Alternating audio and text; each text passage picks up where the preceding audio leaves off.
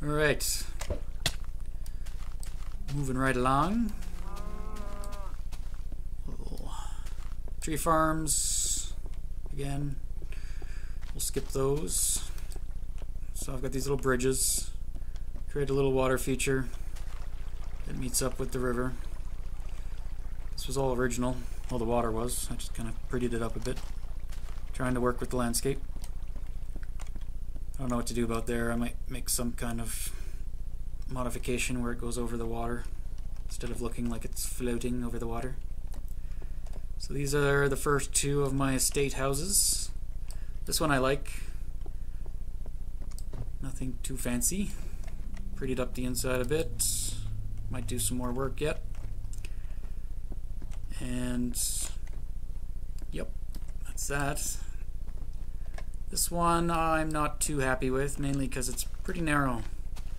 So I might end up pushing this road over, maybe to here or something, so I have more room and can make a bigger home. Looks okay from the front, but not from the side. Or I might push this wall back so I can have more space. So I'd like to have room here too to put houses. Okay, I think that's pretty much it. The rest of this stuff is in development. So maybe I'll pause here and I'll bring you back when I have something more to show you. Alright, I forgot.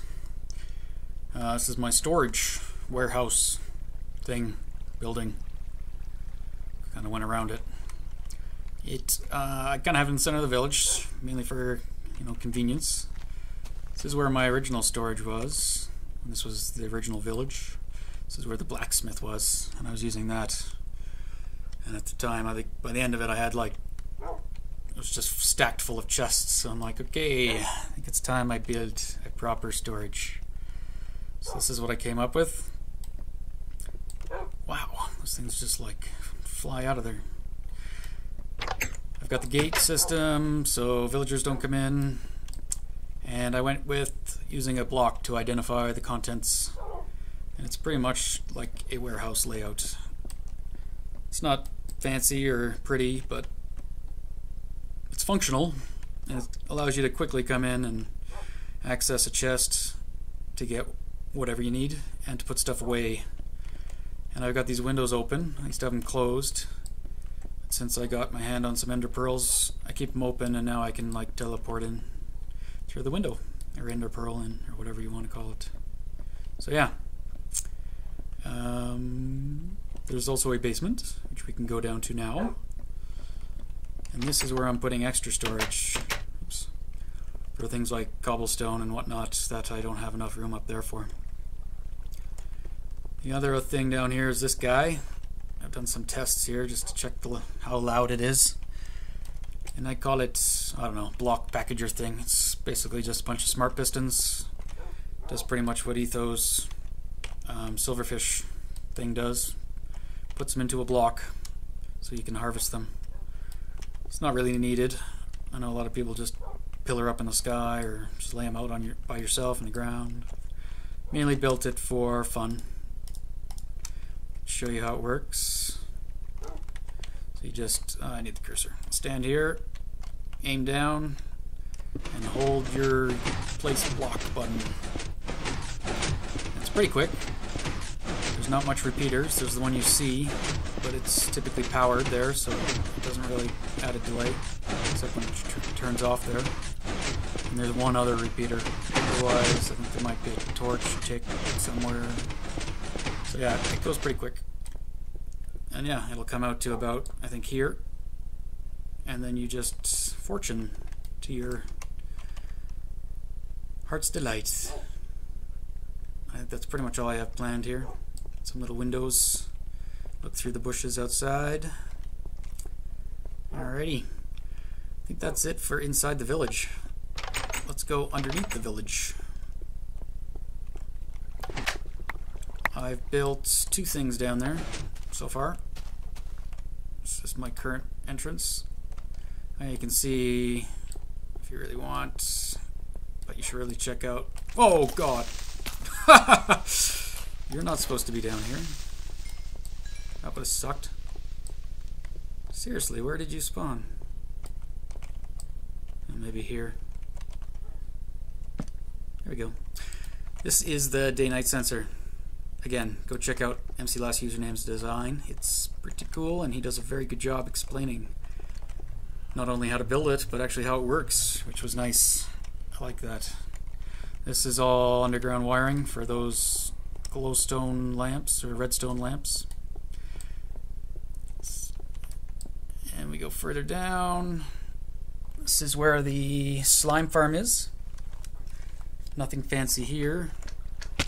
Just the pads with the water streams and a drowner separator.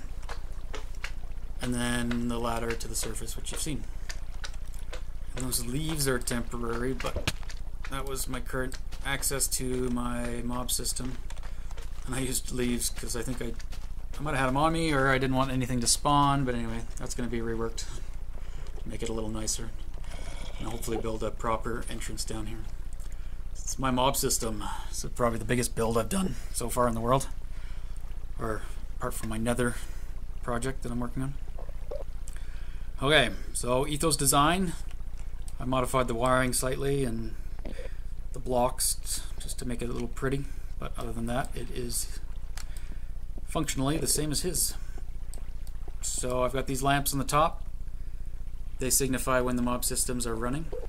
There are 4 of them placed side by side in a square shape, and they're only 5 levels I think each, so it works out to about 20 levels, which is probably excessive. But I didn't want it visible from above. Originally I just built one so I could collect enough gunpowder, and I also originally had it set up so that they'd fall to the bottom, and then there was a mob evader that brought them back up to the surface to kill them so that I could collect the drops as I was running by. It didn't work too well. I also had it set up with some iron golems to kill off the skeletons and zombies, so I'd just get the gunpowder. And that worked at first, but the skeletons eventually killed off the iron golems. And I think a lot of the mobs were despawning before they actually got to the surface. So I ripped that out, and I went with the loaded or taking items to an unloaded chunk via ice streams approach, and that works really well. I recommend doing that if you are looking to collect a lot of mob drops. I now have more than I need. I should probably turn this thing off. But anyway, I tried to make it look pretty. As soon as the sideways logs came out, I was working down here, so I decided to put up some beams. I think they look alright. We can head down. I'm going to put my cursor on to navigate. I've got these lily pads, which I think are Ethos design style as well for ender pearls, and a water stream just in case I don't have them. So I've got my wiring in the corners, and I just blocked it up so things don't spawn, and I didn't have to put torches. But then I ended up adding these lamps, and they serve no purpose other than to light up the center shaft here, and they just alternate depending on which one is on, or what state the machine is on. Bottom I just flooded, put some lava for decoration. Alright, so I haven't hooked up controls other than right here, but maybe we'll turn it off and we can look inside one. I think they're all hooked up together. No, maybe I isolated this one. I think I did. But anyway, there's no shut off, I guess, for those guys yet. That should be on my to-do list. So at the bottom of each mob system, I've got a cooker. A lot of them die from fall damage because there's only one block of water there. If they do survive, they're usually from the bottom couple layers, and then they go up and they get cooked at this creeper. Even though I turned this off, he was probably still in there. And then you can see the... Oh, he didn't drop, or did he? Yeah, there it goes. Oh, and there's some reeds. So this leads up to the reed farm and the chicken farm. So they come in here and they get sent down the chute to a collection area, which I think is about 200 blocks away. I'm not sure the exact distance you gotta go. All I did was ran west from my village until I could no longer see my village, basically till it unrendered. So I figured the chunk was unloaded, Went a little bit further, and then I built the pickup station there. And we can go look there in a bit. It's accessible through the nether. I don't know if we really got to go in here, or if I can do it without falling to my doom. There we go. So yeah, standard etho design. Nothing special. I added these. I think they're supposed to be like that in ethos design. I don't know if it hinders or helps. I figured those blocks weren't needed. I guess it might make these guys walk over here instead of falling in, but they can do that there too, I think. Oops.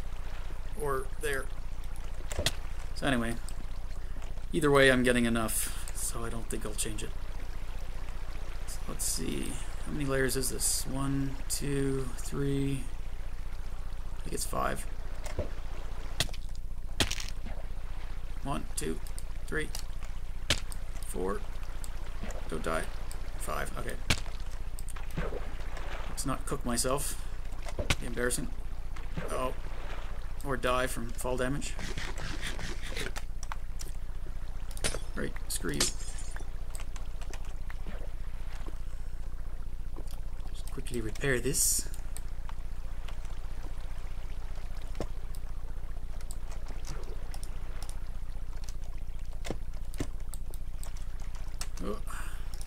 Okay.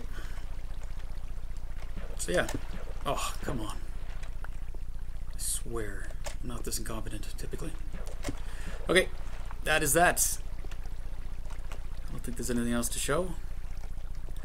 Show you how to get back up. This is what Etho used in his mine, in his single player Let's Play. Wow. I know what people mean. It's hard to record and speak. I have a hard time speaking, let alone recording. Wow. I'm just pro today. Ender pearls get slowed by water. I don't know if they always did. So if you hit the water stream, it slows your ascent. Alright. Oh, I left that one off. That's okay. Alright. I think I'll pause here because I think that is it to show you here. So we'll go to the nether.